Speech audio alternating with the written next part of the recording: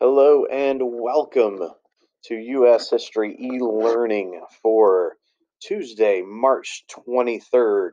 Today we get into the leaders during World War II. Today's video is going to profile the two American presidents during this time period. So let's get into the first one.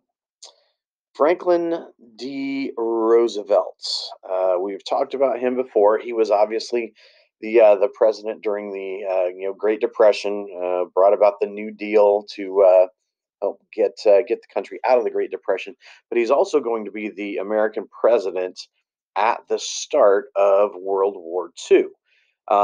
He actually got elected to a third term in 1940. He's going to be the only president in U.S. history that's going to serve more than two terms.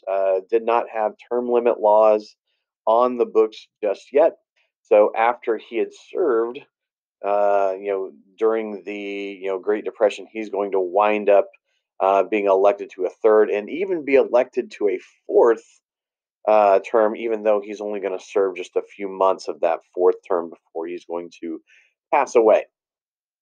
Probably, as far as World War II, most the thing he's most remembered for is because he was president when we got involved in World War II. He was going to be the president that had to respond to the Pearl Harbor attack.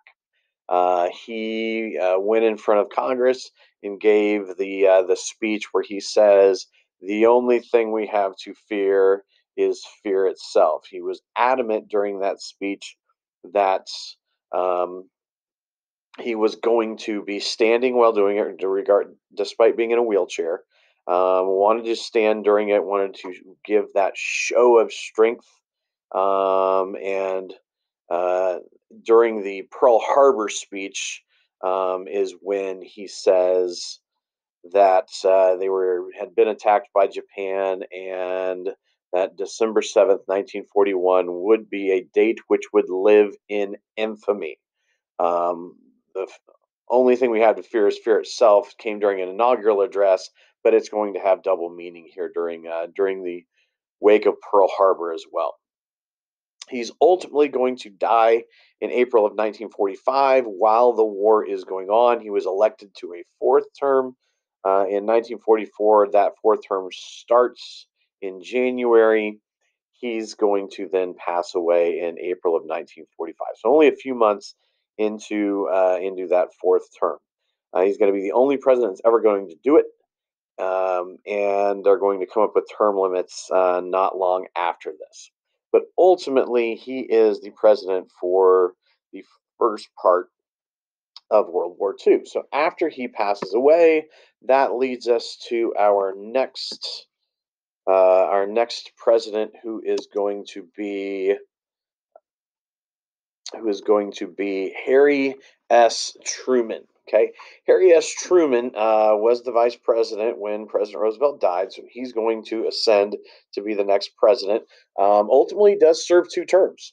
The second term is going to start out a little bit rough. There were actual headlines that said that he had been defeated, even though he's going to ultimately win. Ultimately, what he's going to be remembered for, he wasn't directly elected because he was the vice president. He was from Missouri. He was just kind of seen as somebody who was just kind of overlooked. He was just kind of there. Nobody really thought much of him. But ultimately, he's going to be the president that's going to make the decision to use the atomic bombs to end the war against Japan. Um, that single decision is going to be what's really going to define who Harry S. Truman was with regards to World War II.